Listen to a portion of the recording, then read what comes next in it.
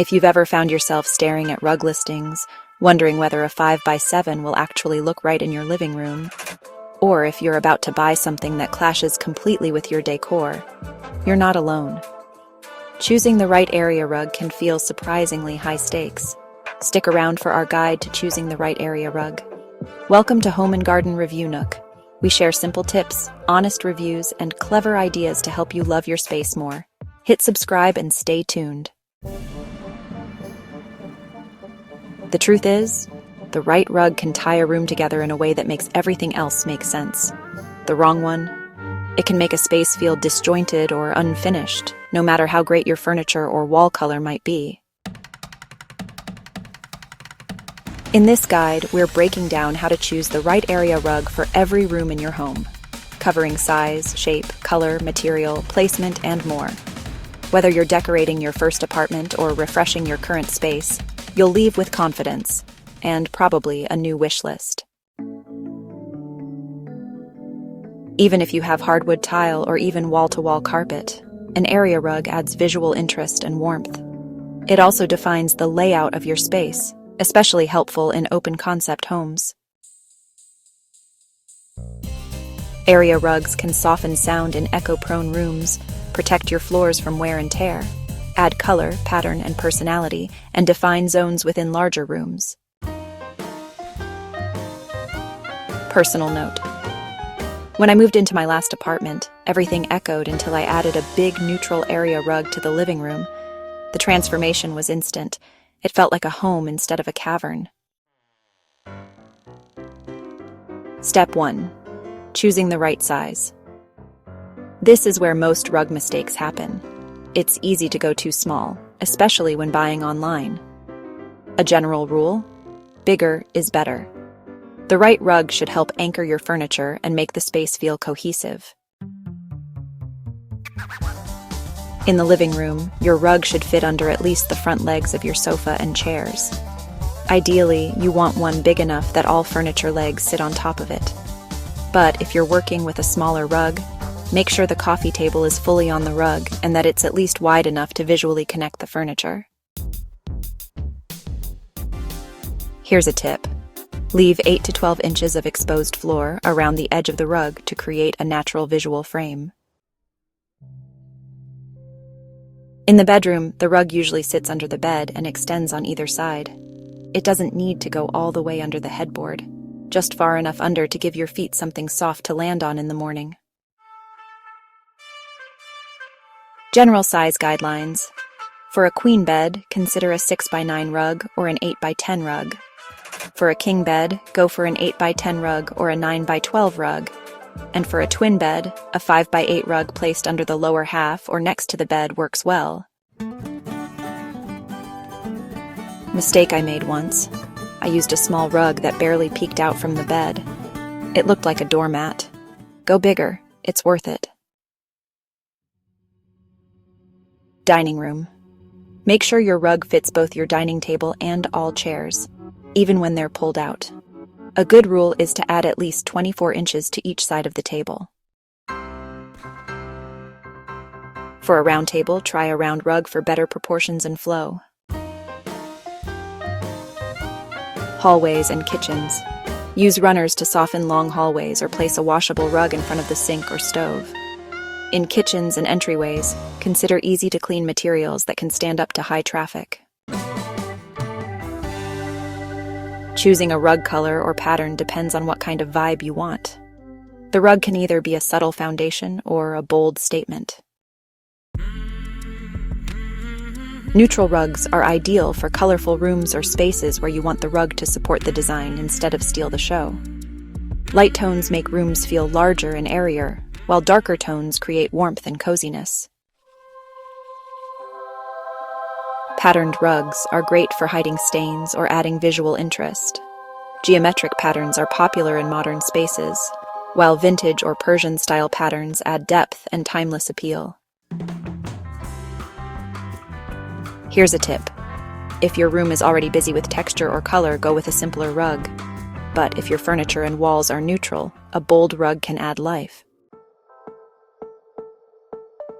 Personal trick. I layered a muted, patterned rug over a jute base rug in my living room, and it added the perfect mix of softness and contrast. Plus, I didn't have to commit to a giant, expensive patterned rug right away. Step 3. Choose the right material for your needs. Not all rug materials are created equal.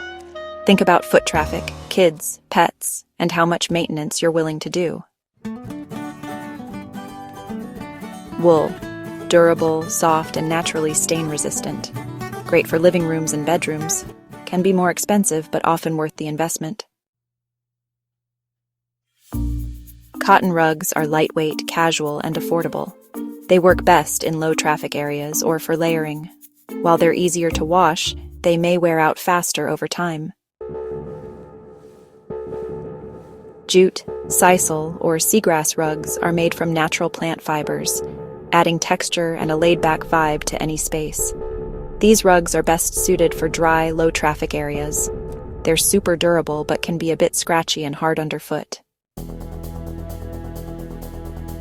Synthetic rugs, like those made from polypropylene, nylon, or polyester, are budget-friendly and very easy to clean. They are perfect for families, pet owners, or anyone who needs durability without worry. While they might not be as plush as natural fibers, they are incredibly practical. Personal note: with 2 dogs and a toddler, we've used washable synthetic rugs in our dining area and entryway.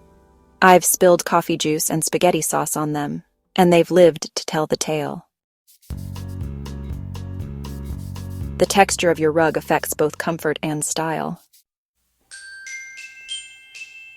Low pile, easier to clean, good for dining rooms and high-traffic areas.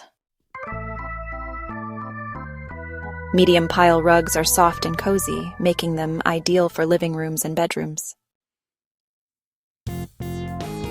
High pile or shag rugs are super plush, but, they can be harder to clean. It's best to use them in low-traffic zones or bedrooms. A flat weave rug is easy to vacuum and move around, while a high pile or shag rug adds softness but may require more frequent care. Step 5. Don't forget a rug pad. A rug pad is not optional. It prevents slipping, adds cushioning, and helps your rug last longer by reducing friction against the floor. Get a pad that's slightly smaller than your rug to avoid peaking edges.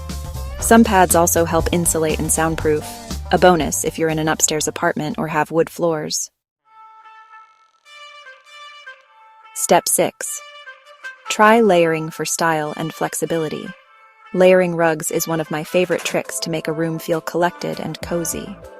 You can use a large neutral base rug like jute or sisal, and layer a smaller patterned or colored rug on top. This works especially well when your statement rug is too small. You want to add warmth without replacing your current rug, or you're experimenting with color or pattern but not ready to commit fully. In our reading nook, I placed a 5x7 vintage rug over a large jute rug, and it totally defined the space without closing it off. Where to shop for area rugs? There are tons of options for finding great rugs at every budget. A few favorites, budget-friendly options include Wayfair, Rugs USA, Target, and Amazon. For washable rugs, check out Ruggable and Boutique Rugs. If you're looking for natural fiber or artisan-made rugs, the Citizenry, Lulu in Georgia, and Revival rugs are excellent choices.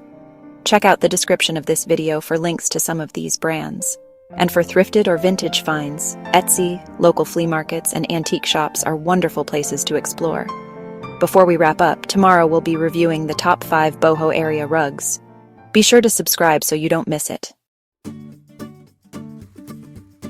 A good area rug doesn't just complete the room, it starts the story. It can ground your furniture, soften your steps, and add style without taking over.